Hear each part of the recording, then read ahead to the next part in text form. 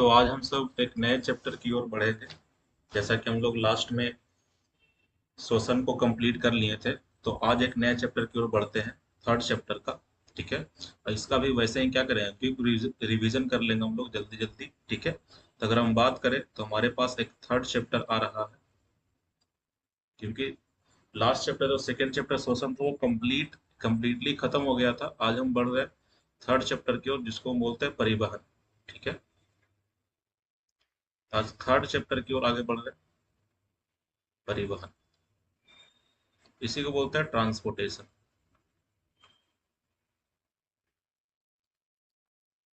Transportation. ठीक है, तो सबसे पहले थोड़ा सा चैप्टर के बारे में समझ लेते हैं कि परिवहन का मतलब क्या है।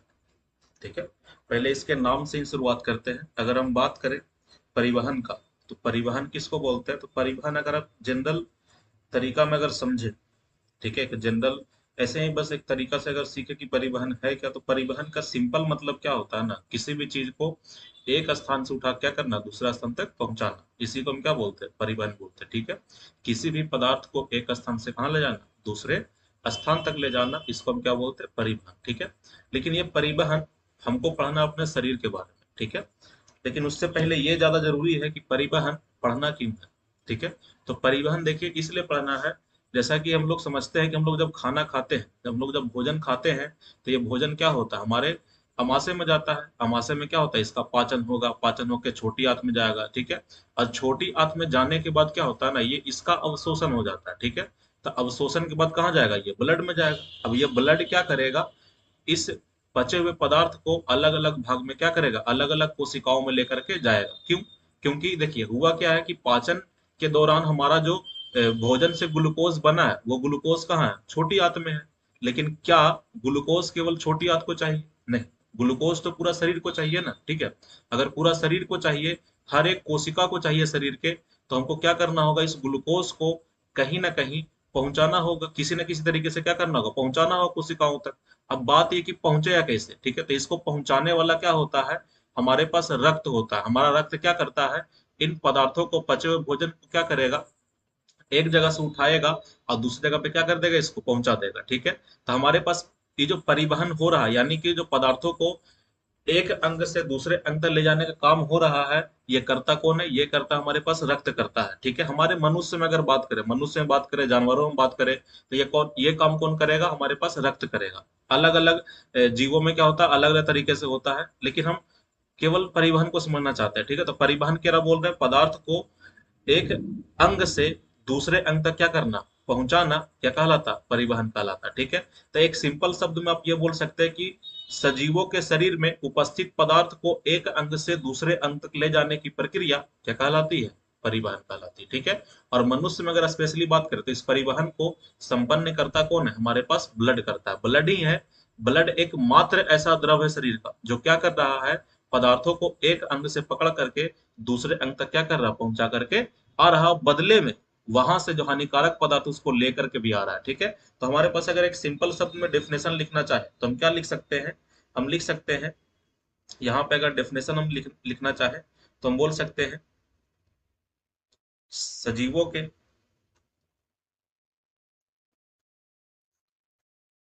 सजीवों के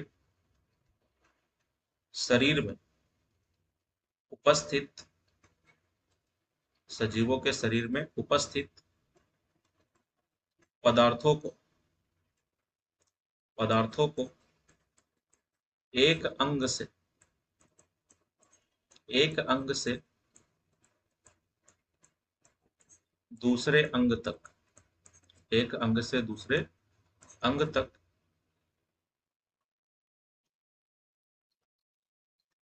ले जाने की प्रक्रिया परिवहन कहलाती है। परिवहन कहलाती है। ठीक है, और ये परिवहन जो है ना, ये काफी इंपॉर्टेंट है। अगर ये नहीं होगा ना, तो हमारे शरीर में क्या होगा, जो भी फूड है सब एक ही जगह पे रह जाएगा, अलग अलग कोशिकाओं के पास नहीं जा पाएगा। अगर कोशिका के पास नहीं जा पाएगा तो श्वसन नहीं हो पाएगा, श्वसन नहीं होगा तो फिर ऊर्जा नहीं मिलेगा, ऊर्जा नहीं मिलेगा तो हम लोग कोई भी कार्य कर नहीं पाएंगे। ठीक है, तो ये काफी इंपॉर्टेंट प्रोसेस है। ठीक है, अब बात किया जाए कि परिवहन अगर होगा, चलिए ठीक है, समझ में आ गया कि परिवहन होगा, लेकिन बात ये कि परिवहन क्या हर जीव में होगा? ठीक है। तो आंसर है कि हमारे पास हाँ, परिवहन क्या होता है, हर जीव में होता है, चाहे वो छोटा हो और चाहे क्या हो, बड़ा हो। ठीक है। तो सबसे पहले हम लोग को थोड़ा सा बात करना है परिवहन किस में, एक कोशिकीय जीव में। ठीक है। तो अगर हम बात करें एक कोशिकीय जीव में, देखिए एक कोशिकीय जीव कहने का एक कोशिकीय जीव बोले, फिर सरल जीव बोलिए, जैसे क्लेमाइडोमोनास हो गया। ठीक है। हमारे पास जो और अन्य शैवाल है ये हो गया। ठीक है। हमारे पास अमीबा हो गया, हमारे पास पैरामीशियम होगा, ये सब क्या है, सरल जीव है। सरल जीव कहने का मतलब क्या, ये हमारे पास क्या है, चाहे तो एक कोशिका से बना हुआ है, या फिर ये बहुत ही ज्यादा अंडर डेवलप है। ठीक है। तो इन इस प्रकार के इन इस प्रकार के जीव में क्या होता है, परिवहन की प्रक्रिया ना सिंपल तरीके से एक विसरण की प्रक्रिया होती है। विसरण की प्रक्रिया से क्या हो जाता है, पूर्ण हो जाता है। ठीक है। तो अगर एक सिंपल शब्द में हम लिखना चाहें तो हम बोलेंगे कि सरल जीवों में एक कोशिकीय या एक कोशिकीय या सरल जीवों में, सरल जीवों में परिवहन की प्रक्रिया, परिवहन की प्रक्रिया विसरण द्वारा, विसरण द्वारा पूर्ण होती है, पूर्ण होती है। ठीक है। तो सिंपल शब्द में क्या बोल सकते हैं, जो एक कोश के जीव है या फिर हमारे पास जो सरल जीव है, इसमें क्या होता है, परिवहन की प्रक्रिया विसरण के द्वारा, ये इंपॉर्टेंट है। ठीक है। किस प्रक्रिया द्वारा होगा, तो विसरण के द्वारा क्या होता है, पूर्ण होता है। जैसे अगर एग्जाम्पल के बारे में बात करें, एग्जाम्पल क्या दे सकते हैं, एग्जाम्पल में आप सवाल लिख सकते हैं। ठीक है। इसके अलावा आप बोल सकते हैं अमीबा। ठीक है। इसके अलावा आप बोल सकते हैं पैरामीशियम, पैरामीशियम। ठीक है, इत्यादि कर सकते हैं। तो हमारे पास ये सब क्या है, ये सब वो जीव है जिसके अंदर परिवहन की प्रक्रिया क्या होगा, विसरण द्वारा पूर्ण होगा। ठीक है। अब हमको थोड़ा सा बात करना है एक बड़े जीव के लिए। हम छोटे जीव में परिवहन की प्रक्रिया का बात कर लिए हैं। ठीक है। अब देखिए, अगर ये रेगुलर क्लास होता तो इसमें क्या करते हैं ना, पूरा डिटेल में समझाते एक एक बात को, लेकिन ये रिवीजन है तो बस एक लाइन में आप ध्यान रख ले। इससे क्या है ना कि हमारा क्वेश्चन आसानी से सोल्व हो जाएगा। ठीक है। तो हमारे पास अगर बात करें तो विसरण के द्वारा ही क्या होगा, छोटे जीव में परिवहन की प्रक्रिया पूर्ण होगा। लेकिन वहीं पे अगर हम बात करें बड़े जीव का, अब देखिए बड़े जीव में ना हमको मेनली बात करना है किसके लिए, पौधा के लिए, और बात करना है किसके लिए, मनुष्य के लिए। ठीक है। अब एक बात समझिए, हमारे पास जो उच्च श्रेणी के जंतु है, इन सभी उच्च श्रेणी के जंतु में क्या होता है ना, परिवहन के लिए अलग से सिस्टम दिया गया। ठीक है। अलग से तंत्र बनाया गया है, और उस तंत्र को हम क्या बोलते हैं, परिवहन तंत्र बोलते हैं। ठीक है। तो अगर हम बात करें तो हम बोल सकते हैं कि उच्च श्रेणी, उच्च श्रेणी की जंतुओं में, उच्च श्रेणी की जंतुओं में परिवहन के लिए, परिवहन के लिए विशेष प्रकार का, विशेष प्रकार का तंत्र पाया जाता है, तंत्र पाया जाता है, जिसे परिवहन तंत्र कहते हैं, जिसे परिवहन तंत्र कहते हैं। ठीक है। तो इस बात को ध्यान रखें कि उच्च श्रेणी के जंतुओं में क्या होता है, परिवहन के लिए विशेष प्रकार का तंत्र पाया जाता है, इसे क्या बोलते हैं, परिवहन तंत्र कहते हैं। ठीक है। है। ठीक है। तो परिवहन तंत्र, तो ध्यान रखिए कि उच्च श्रेणी के जंतुओं में क्या, परिवहन की प्रक्रिया के लिए विशेष प्रकार के तंत्र है, जिसको हम क्या बोल रहे हैं, परिवहन तंत्र बोल रहे हैं। ठीक है। अब देखिए हम लोग को परिवहन जो है ये पढ़ना है एक पौधा में, एक पढ़ना है किसमें, जंतु में। तो आइए थोड़ा सा हम बात करते हैं पौधा के बारे में। ठीक है। तो सबसे पहले हम बात कर लेते हैं पौधों में परिवहन।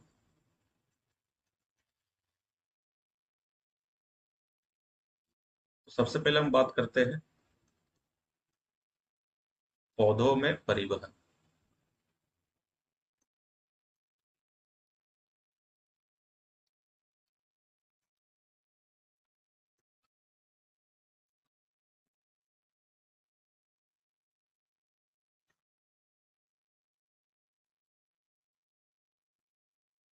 ठीक है। तो सबसे पहले बात करेंगे पौधों में परिवहन का। अब कुछ बातें पहले समझ लीजिए। अगर हम बात करें पौधा के लिए, तो पौधा क्या है? एक बड़ा जंतु है, एक बहुकोषीय जीव है। ठीक है, अगर हम बात करें पौधा के लिए, तो पौधा क्या है? एक बहुकोषीय जीव।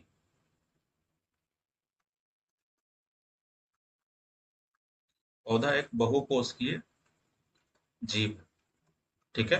अगर ये बहुकोषीय जीव है, तो इसमें हमारे पास क्या होना चाहिए? परिवहन तंत्र होना चाहिए। ठीक है, तो परिवहन तंत्र है, लेकिन ये डेवलप नहीं होता है। ठीक है, ये हमारे पास विकसित परिवहन तंत्र नहीं होता। तो इस बात को ध्यान रखिएगा कि इसमें इसमें विकसित परिवहन तंत्र नहीं पाया जाता है। नहीं पाया जाता है। ठीक है, तो इस बात को ध्यान रखिएगा कि हमारे पास पौधों में एक विकसित परिवहन तंत्र नहीं होता। ठीक है, तब बात ये, अगर विकसित परिवहन तंत्र नहीं है तो इसमें क्या है? ठीक है, तो ध्यान रखिएगा, इसमें परिवहन के लिए क्या होता है? विशेष प्रकार के उत्तक पाया जाता है। इसको हम लोग बोल सकते हैं, परिवहन उत्तक बोल सकते हैं। ठीक है, तो इसमें क्या होता है ना, बोलेंगे इसमें इसमें परिवहन के लिए, इसमें परिवहन के लिए विशेष प्रकार का विशेष प्रकार का उत्तक पाया जाता है। विशेष प्रकार का उत्तक पाया जाता है, पाया जाता है, जिसे जिसे परिवहन उत्तक कहते हैं। जिसे परिवहन उत्तक कहते हैं। ठीक है, अब यहीं पे अगर हम बात करें, तो पौधा में जो परिवहन उत्तक है, ये दो प्रकार के होता है। अगर हम बात करें तो पौधों में, तो थोड़ा सा बात करते हैं परिवहन उत्तक का। ठीक है, अगर हम बात करें तो पौधों में जो परिवहन उत्तक है, परिवहन उत्तक, ये परिवहन उत्तक जो पौधा में, ये दो प्रकार के होता है। ठीक है, तो अगर हम यहाँ पे बात को समझे, तो पौधा में परिवहन उत्तक दो तरह के होते हैं। ठीक है, एक होता है हमारे पास जाइलम, और दूसरा होता है फ्लोएम। ठीक है, तो अगर हम बात करें तो पौधों में दो प्रकार के परिवहन उत्तक है, एक है जाइलम और दूसरा कौन सा हमारे पास? फ्लोएम। ठीक है, तो सबसे पहले हम थोड़ा सा बात करते हैं किसके बारे में? जाइलम के लिए। अच्छा, ये किस प्रकार से है? तो इस बात को ध्यान रखिए कि पौधों में जो परिवहन उत्तक है, जैसे डायग्राम से अगर हम समझाना चाहें, तो मान लेते हैं ये हमारे पास क्या है? पौधा है। ठीक है, ये ऐसा पौधा, ठीक है, जिसका ये जड़, और ये हमारे पास क्या है? ये एक पेड़। ठीक है, तो पेड़ के ये जो बीच वाला भाग है, अगर हम बात करें, तो पौधा के ये जो बीच वाला भाग है ना, पौधा का ये जो बीच वाला भाग है, यहीं से क्या होता है ना, यहीं से पानी ऊपर चढ़ता है पौधा में। ठीक है, तो जो पानी लेकर के जाता है, जाइलम के लिए अगर बात करें, तो जाइलम क्या है ना, जाइलम एक ऐसा परिवहन उत्तक है जो क्या करता है? पौधों में जल को जड़ से कहाँ लेके जाता है? हमारे पास तना की ओर लेके जाता है। ठीक है, तो इसी को हम बोलते हैं क्या? इसी को बोलते हैं जाइलम। ठीक है, ये जो किनारे में दिखाई दे रहा है, अगर हम बात करें किनारे वाले पार्ट का, इसका, ठीक है, तो ये जो किनारे वाला पार्ट है, इसको हम लोग क्या बोलते हैं? फ्लोएम बोलते हैं। ठीक है, तो अगर हम बात करें तो पौधा के बिल्कुल सेंटर वाले भाग में कौन बैठा हुआ है? जाइलम बैठा हुआ। किनारे वाले भाग में कौन बैठा हुआ? फ्लोएम बैठा हुआ। ठीक है, तो सबसे पहले हम बात करें थोड़ा सा जाइलम के बारे में। अगर हम जाइलम का बात करें, तो आइए इस बात को समझते हैं। ठीक है, तो सबसे पहले हम शुरू कर रहे हैं जाइलम के लिए। तो जाइलम किसको बोलते हैं? पहले इस बात को समझिए। तो जाइलम क्या है ना, जाइलम एक ऐसा परिवहन उत्तक है, जाइलम एक ऐसा परिवहन उत्तक है जो पौधों में क्या करता है? जल को, पौधों में क्या करता है? जल को एक स्थान से कहाँ लेके जाता है? दूसरे स्थान तक लेके जाता है। यानी पौधों में जल का जो परिवहन करवाएगा, उसी परिवहन उत्तक को हम क्या बोलते हैं? जाइलम बोलते हैं। ठीक है, तो अगर इसका डेफिनेशन हम लिखना चाहें, तो हम क्या बोल सकते हैं? वैसा परिवहन उत्तक, वैसा परिवहन ऊतक जो पौधों में जो पौधों में जल का परिवहन करता है, जो पौधों में जल का परिवहन करता है, उसे जाइलम कहते हैं। उसे जाइलम कहते हैं। ठीक है। तो जाइलम किसको बोलेंगे? तो एक ऐसा परिवहन ऊतक जो पौधों में क्या करता है, जल का परिवहन करता है, उसी को हम क्या बोलते हैं, जाइलम बोलते हैं। ठीक है। अगला बात अगर हम बोलना चाहे जाइलम के लिए, ठीक है, तो पौधा में जो जाइलम होता है ना, वो बिल्कुल सेंटर वाले पार्ट में बैठा हुआ। ठीक है। तो हम बोल सकते हैं कि जाइलम जाइलम पौधे के जाइलम पौधे के मध्य भाग में मध्य भाग में उपस्थित होता है। मध्य भाग में उपस्थित होता है। ठीक है। वहीं पे अगर हम बात करें तो जो जाइलम ये क्या करता है, जाइलम जो है जल को जड़ से कहाँ लेके जाता है, पत्तियों की ओर ले जाता है। ठीक है। तो हम बोल सकते हैं कि जाइलम जाइलम जल को जड़ से पत्तियों की ओर पत्तियों की ओर ले जाने का ले जाने का कार्य करती है। ठीक है। तो अगर हम बात करें तो जो जाइलम ये क्या करता है, जल को जड़ से कहाँ ले जाता है, पत्तियों की ओर। क्या कभी एक पौधा में जो जल है वो पत्ती से जड़ की ओर आ सकता है? क्या नहीं आ सकता है। ठीक है। जल जो है हमेशा कहाँ से कहाँ जाएगा, जड़ से पत्ती की ओर। यानी जल का परिवहन एक दिशीय की दो दिशीय। ठीक है। तो अगर हम बात करें तो पौधा में जो जल का परिवहन कैसा होता है, एक दिशीय होता है। क्यों? क्योंकि ये केवल कहाँ से कहाँ जाता है, जड़ से पत्ती की ओर जाता है। इसलिए हम बोलते हैं कि पौधा में जो जल का परिवहन कैसा होता है, एक दिशीय होता है। ठीक है। तो हम बोल सकते हैं कि पौधों में जल का परिवहन जल का परिवहन एक दिशीय एक दिशीय होता है होता है। क्योंकि क्योंकि जल केवल क्योंकि जल केवल जड़ से पत्तियों की ओर जाती है। जड़ से पत्तियों की ओर जाती है। ठीक है। तो ऐसा बोल सकते हैं। तो हमारे पास अगर बात करें तो जो जाइलम है, इसमें जल का परिवहन कैसा होगा, एक दिशा होगा। क्योंकि इसमें जल क्या होता है, केवल एक दिशा में जाता है, जड़ से कहा, पत्तियों की ओर। ठीक है। अब थोड़ा सा इसका अगर बनावट का हम बात करें तो जो जाइलम होता है ना, चार विभिन्न प्रकार के कोशिकाओं से मिलकर बना होता है। ठीक है। तो हम बोल सकते हैं कि जाइलम चार विभिन्न प्रकार के विभिन्न प्रकार के कोशिकाओं से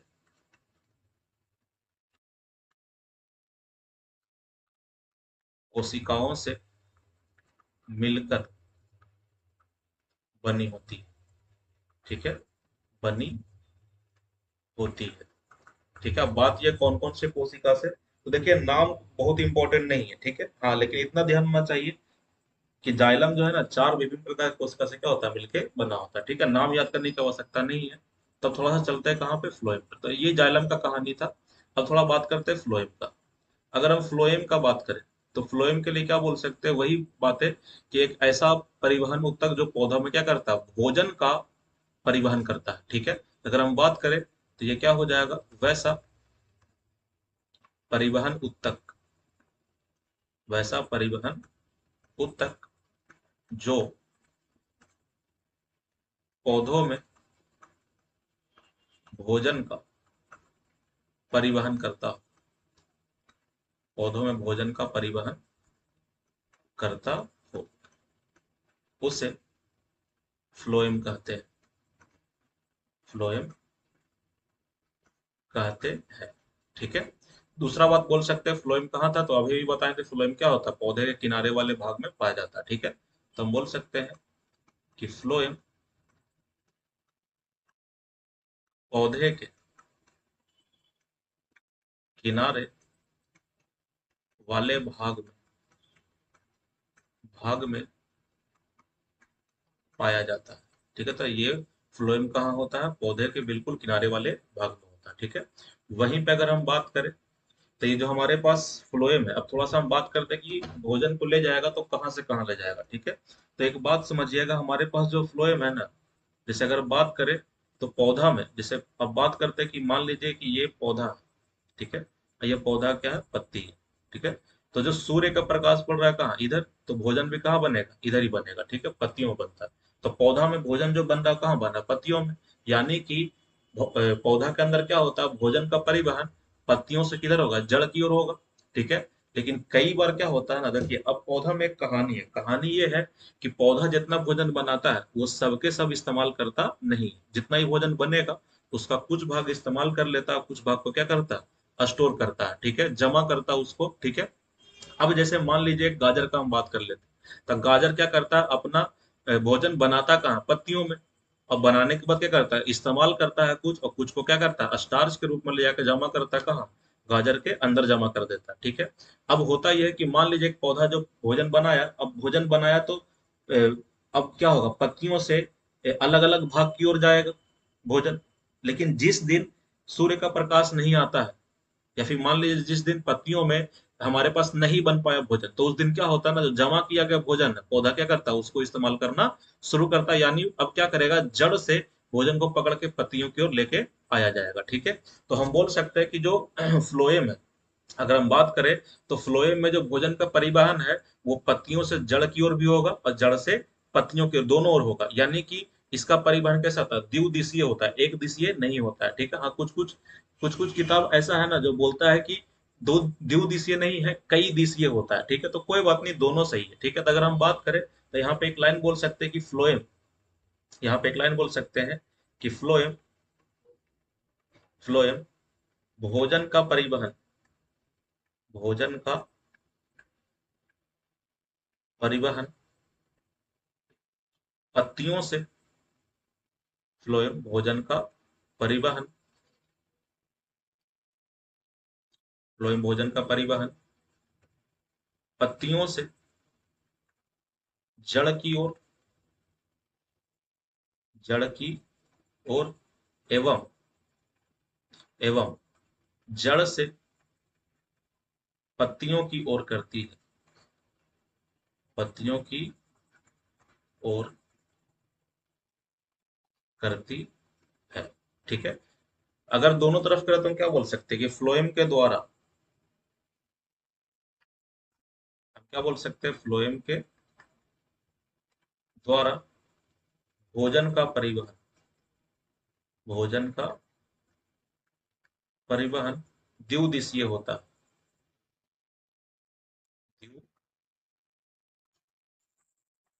द्विदिशीय होता है। ठीक है, तो हमारे पास फ्लोएम में क्या होता है? भोजन का परिवहन द्विदिशीय होता है। ठीक है, तो इस बात को आप ध्यान रखिए। क्यों? क्योंकि एक बार जड़ से पत्ती को जाएगा, फिर पत्ती से जड़ की ओर। ठीक है, तो इसलिए द्विदिशीय। अगला बात हम बात करें तो फ्लोएम भी क्या होता है ना, चार अलग अलग प्रकार की कोशिका से क्या होता है? मिलकर बना होता है। ठीक है, तो एक लाइन बोल सकते हैं कि फ्लोएम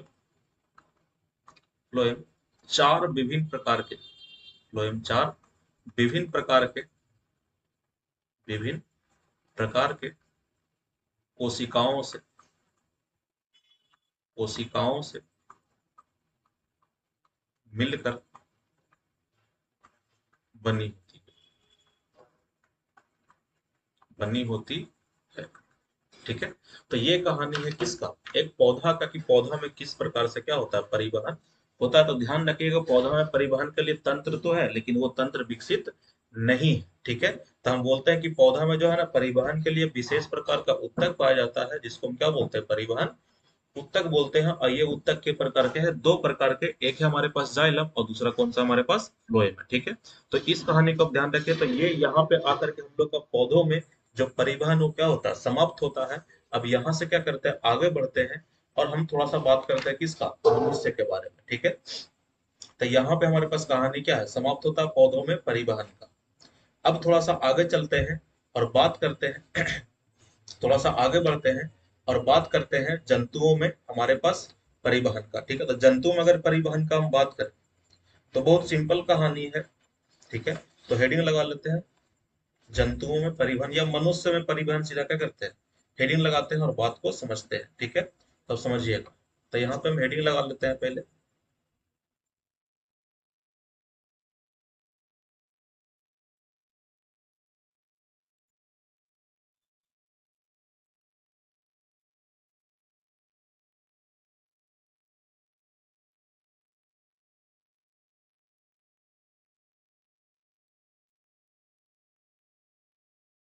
तो हम बात करें मनुष्य में परिवहन का।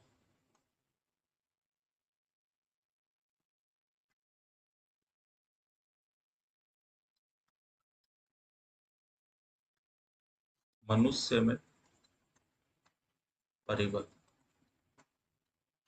ठीक है, समझिएगा इस बात को।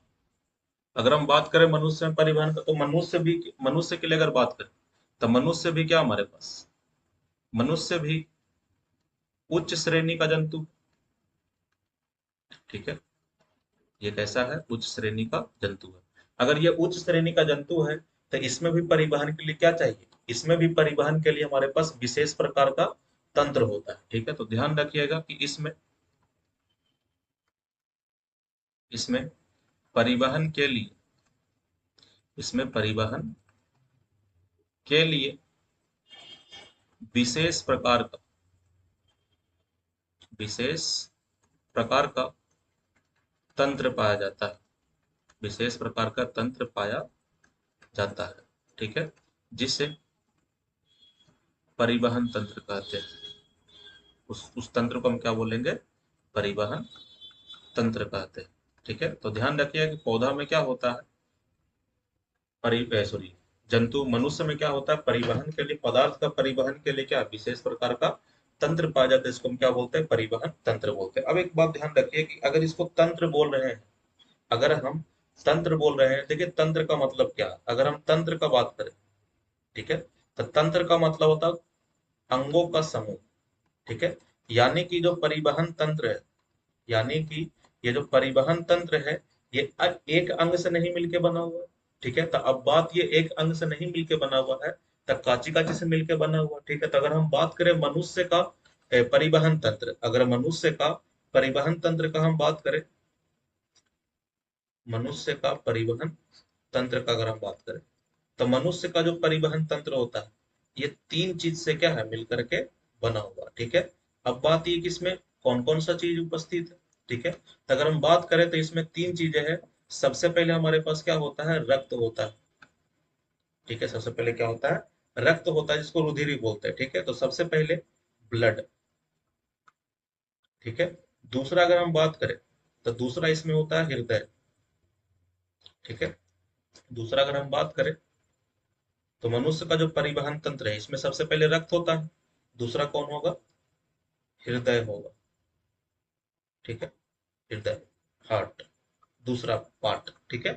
तीसरा पार्ट का अगर हम बात करें, ठीक है, तो इसमें होता है रक्त वाहिनी, रक्त वाहिनी, ठीक है। तो ये तीन चीज से क्या है, मिलकर के बना हुआ है ब्लड वेसल्स, ब्लड वेसल्स, ठीक है। तो ये तीन चीज से क्या है, मिलके बना हुआ, ठीक है। तो अगर परिवहन तंत्र समझना चाहते हैं किसको, मनुष्य का अगर परिवहन तंत्र को समझना चाहते हैं, तो आपको क्या करना होगा, रक्त समझना होगा, हृदय को समझना होगा और रक्त वाहिनी को समझना होगा। अगर आप ये तीन चीज समझ लिए, तो आपको मनुष्य का परिवहन तंत्र क्या आसानी से समझ में आ जाएगा, ठीक है। तो अगर हम बात करें, तो एक एक करके हम क्या करते हैं, शुरू करते हैं। तो सबसे पहले हम बात कर रक्त का करेंगे। तो एक बात दिमाग में बैठा लीजिए कि हमारे पास क्या होता है, अगर हम बात करें मनुष्य में, तो मनुष्य में परिवहन तंत्र, मनुष्य में हमारे पास अगर हम बात करें, तो मनुष्य में परिवहन तंत्र तीन चीज से क्या है, मिलके बना हुआ, ठीक है।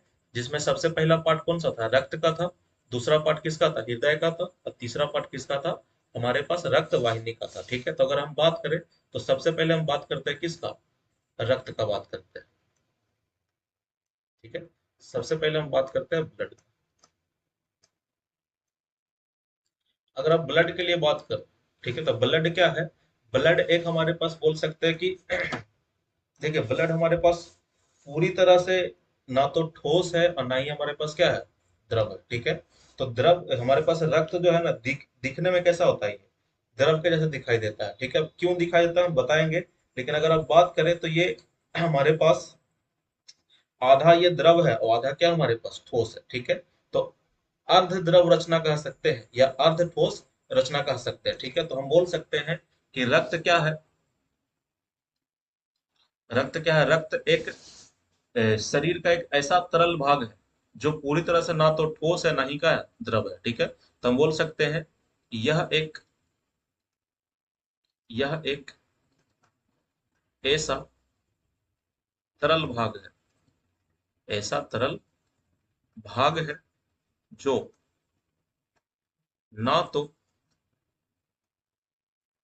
पूरी तरह से पूरी तरह से ठोस है और ना ही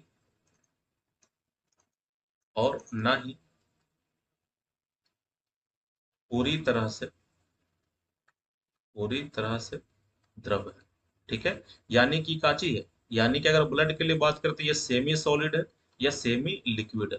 ठीक है, तो ये अर्ध द्रव है या फिर अर्ध ठोस है। ठीक है, तो ये आप इसको सेमी सॉलिड बोल सकते हैं या फिर क्या बोल सकते हैं, सेमी लिक्विड भी बोल सकते हैं। ठीक है, तो ये दोनों तरफ बिहेव करता है। अब बात ये कैसा क्यों करता है। ठीक है, अच्छा ये क्या करता है, इसका मुख्य काम है हमारे शरीर में पदार्थों को एक अंग से कहाँ ले जाना, दूसरे अंग तक। ठीक है, तो क्या बोल सकते हैं कि ये हमारे शरीर में हमारे शरीर में पदार्थों को एक अंग से दूसरे अंग तक दूसरे अंग तक ले जाने का ले जाने का कार्य करती है।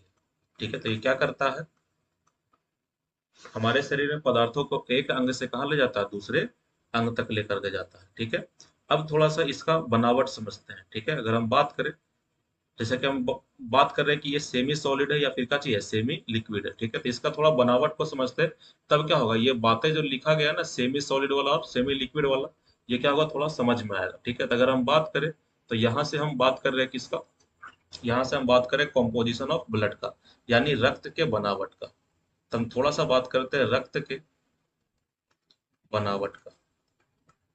ठीक है, यानी हम कॉम्पोजिशन ऑफ ब्लड का बात कर रहे हैं। तो अगर हम बात करें रक्त के बनावट का, तो रक्त होता है, अगर हम बात करें रक्त का, तो हमारे पास जो रक्त है ना, हमारे पास जो रक्त है हमारे पास जो रक्त है, ये रक्त दो भाग से मिलकर बना हुआ। ठीक है, एक है इसमें तरल भाग। ठीक है, रक्त जो है दो भाग से मिलकर बना हुआ है। पहला भाग कौन सा है, तरल भाग, और दूसरा भाग कौन सा हमारे पास, ठोस भाग।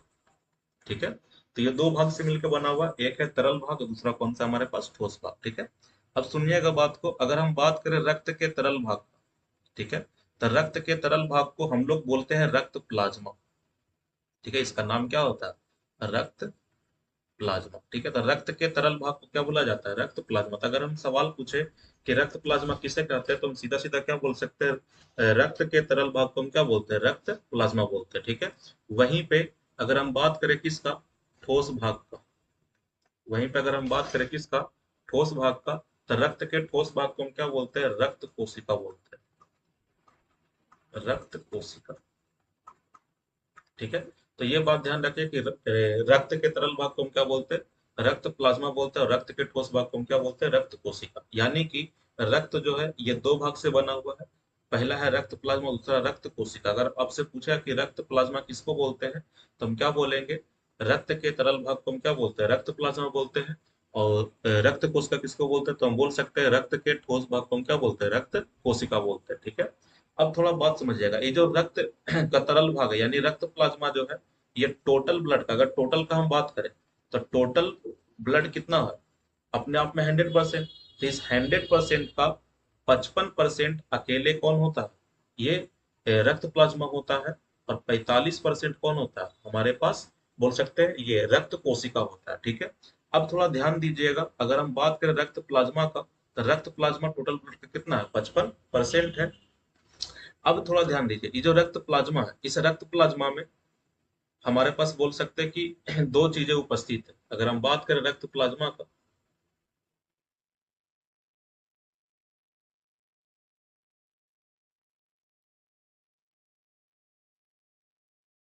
अगर हम बात करें रक्त प्लाज्मा का, तो रक्त प्लाज्मा जो है, इसमें दो चीजें, एक तो जल है, ठीक है,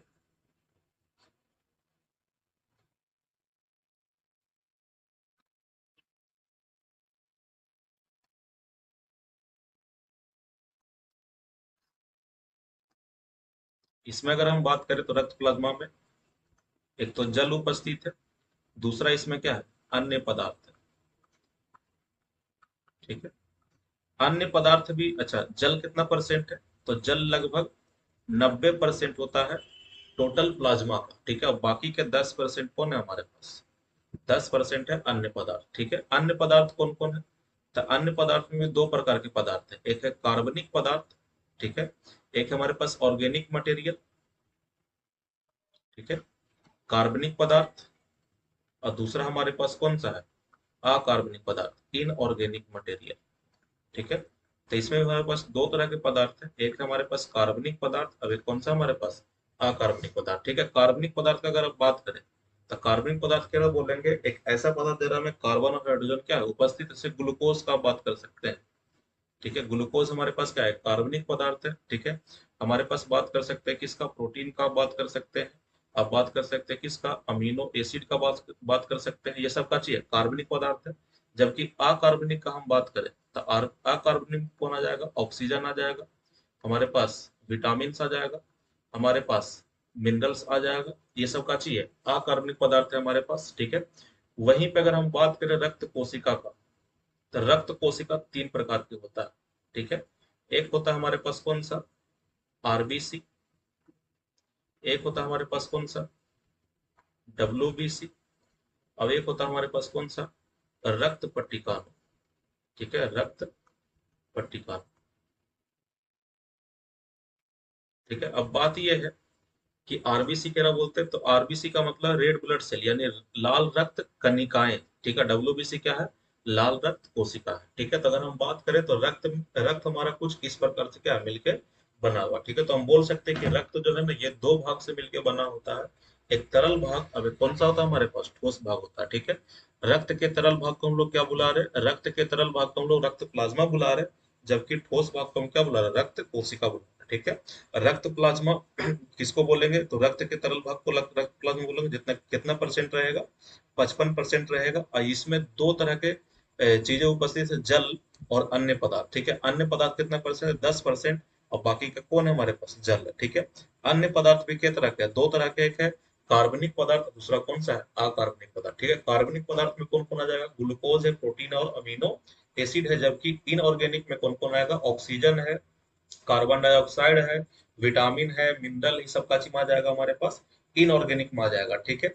वहीं पे अगर हम बात करें ठोस भाग का, तो रक्त के ठोस भाग को हम क्या बोलते हैं, रक्त कोशिका बोलते हैं, जो टोटल ब्लड के कितना परसेंट है, 55% है, ठीक है। और ये के प्रकार का होता है, तीन प्रकार का होता है। अच्छा, ये तीनों में से भी अगर हम बात करें कि सबसे अधिक कौन है, तो इन तीनों में से सबसे अधिक हमारे पास कौन सा होता है, आरबी सबसे अधिक होता है, उससे कम होता है रक्त पट्टिका, रक्त पट्टिकानु होता है, ठीक है। और सबसे कम कौन सा हमारे पास, डब्ल्यू होता है, ठीक है। तो आप इस बात को ध्यान रख सकते हैं, बाकी अगर भूल भी जाए तो कोई दिक्कत इससे नहीं है, ठीक है। तो हमारे पास इस बात को ध्यान रखा जाए, ठीक है। तो इस प्रकार से हमारे पास हमारा क्या है, रक्त बना हुआ, ठीक है। अब करना क्या है, इस बात को समझिए, हम लोग को ना, हम लोग को ये रक्त प्लाज्मा वाला पार्ट नहीं पढ़ना है, ठीक है। जो पढ़ना था इतना ही पढ़ना था। हम लोग को पढ़ना है किसके बारे में, रक्त कोशिका के बारे में, यानी कि हम बात करें किसका, आरबीसी का बात करेंगे, हम बात करें किसका, डब्ल्यूबीसी का बात करेंगे, और बात करें किसका, रक्त पट्टिकानु का बात करेंगे, ठीक है। जैसे ही आप ये बात कर लेंगे ना, तो ये पूरा रक्त वाला कहानी क्या हो जाएगा, खत्म हो जाएगा, यानी परिवहन तंत्र का एक भाग पूरा पूरा क्या हो जाएगा, खत्म हो जाएगा, ठीक है। इसके बाद हम क्या शुरू कर देंगे, हृदय को शुरू कर देंगे, ठीक है। तो हमको ऐसा लगता है कि आज के लिए इतना ही रहने देते हैं, फिर हम क्या करेंगे, कल बात करते हैं इसके लिए, ठीक है। तब तक के लिए सबको धन्यवाद। बाकी हम कल बात करते हैं, ठीक है।